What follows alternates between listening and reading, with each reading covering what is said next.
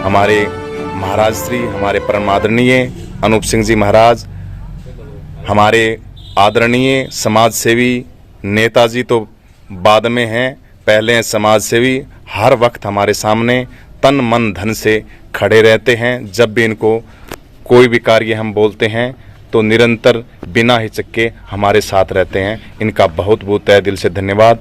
अब 1 मिनट के लिए जितना टाइम, पूनम बोध जी आपसे प्रार्थना है कि आप भी कुछ अपना वक्तव्य रखिए। जो ये मानव सेवा का कल्याण सभी लोग तन मन धन से कर रहे हैं, उनके बारे में और अपनी संस्था के बारे में और अपने बारे में, कहाँ कहाँ आप गए हैं ये और कहाँ कहाँ वितरण करेंगे। पूनम बोध जी, एक क्वेश्चन मेरा आपसे, आपके मन में कैसे आया कि आप समाज सेवा करें? क्यों सोचा आपने? ऐसी क्या चीज थी? देशवासियों को सबसे पहले नमस्कार। आशा करती हूँ कि आप घर पर होंगे, स्वस्थ होंगे, सुखी होंगे और इस महामारी से बचे हुए होंगे। तो सर, सबसे पहले मैं ये आपसे ही पूछना चाहूंगी कि आप जो समाज सेवा की बात कर रहे हैं वो हमारे इस अभियान को लेके कर रहे हैं या हमारी स्टार्टिंग से लेके कर रहे हैं? हाँ, थोड़ा स्टार्ट से बताएं। देखिए, समाज सेवा का तो ये काम है, हमने अपने महापुरुषों का इतिहास पढ़ा, जब से हमने बाबा साहब को जाना, जब से हमने माता सावित्रीबाई फुले जी के इतिहास को पढ़ा और हमारे समाज की जो दुर्दशा सदियों से रही वो जानी, और आज का जो समय देखा कि कहीं ना कहीं जो पीछे समय था आज भी वही स्थिति, आज भी हमारे लोगों की वही है। तो हमारे मन में भी हुआ कि हमारे महापुरुषों ने इतनी कुर्बानियां दी, इतने दुख सहे, और बाबा साहब की एक जो बात थी कि बाबा साहब ने हमेशा एक कारवां की बात की थी कि जिस कारवां को मैं लेके आया उस कारवां को पीछे मत जाने देना। तो उसी वर्ड के ऊपर हमने समाज सेवा की अपने दिल के अंदर एक टीस लगी, और आए दिन जो हमारा जो समाज है उसके ऊपर, जो गरीब समाज है उनके ऊपर जो अत्याचार हो रहे थे उनको देखते हुए हमें लगा कि जरूरत है समाज के अंदर सामाजिक कार्य करना। आप, जहाँ तक मुझे पता है, आप एक मध्यम परिवार से नहीं, गरीब परिवार से निकल के आई।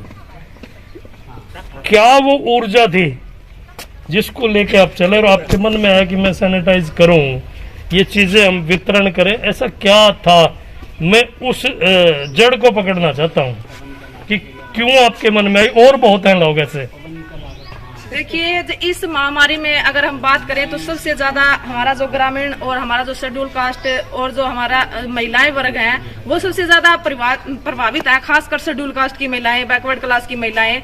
तो मुझे लगता है कि उनके लिए स्पेसिफिक जो काम होना चाहिए था वो हमें नहीं दिखा कहीं भी, क्योंकि अगर लोग काम कर भी रहे हैं तो केवल फोटो खिंचवाने के तहत वहीं तक जो सीमित है, और ग्रामीण लेवल पर जो काम होना चाहिए था वो अभी तक मेरे को नजर नहीं आया। अगर मैं हिसार की बात करूं तो इसलिए मेरे को थोड़ी सी इच्छा हुई, जो हमारे ग्रामीण लोग हैं, जो केसेस बढ़ रहे हैं, वहां हम जाएं, उन लोगों को जागरूक करें इस महामारी के प्रति।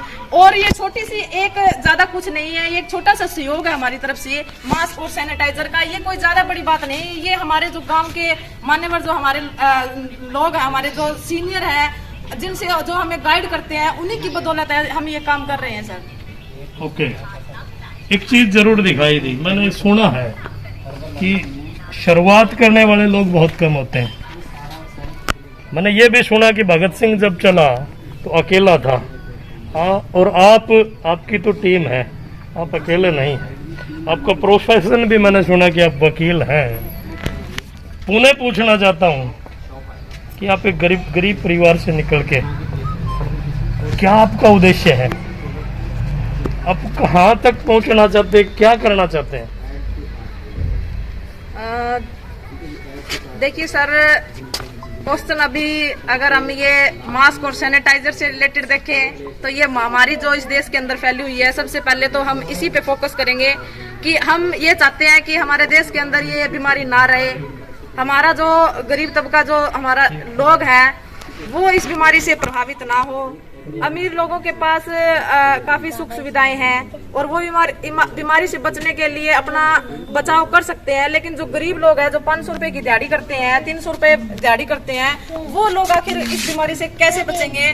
तो उन लोगों का एक दर्द है मेरे अंदर, एक जुनून लगा लो, चाहे अपने लोगों का दर्द लगा लो, वो मेरे अंदर है और इसी के माध्यम से हम ये काम मैं करना चाहती हूँ। बहुत कुरुदने के बाद एक बात सामने आई कि आपके मन में एक टीस है जो शायद बाबा साहब के मन में भी थी, जो शायद भगत सिंह के मन में भी थी, जो शायद जिन्होंने देश को आज़ाद करा उनके मन में थी। तो हम तो चाहते हैं कि आप उन बुलंदियों पे पहुंचे। धन्यवाद आपका। आप जो कहना चाहिए।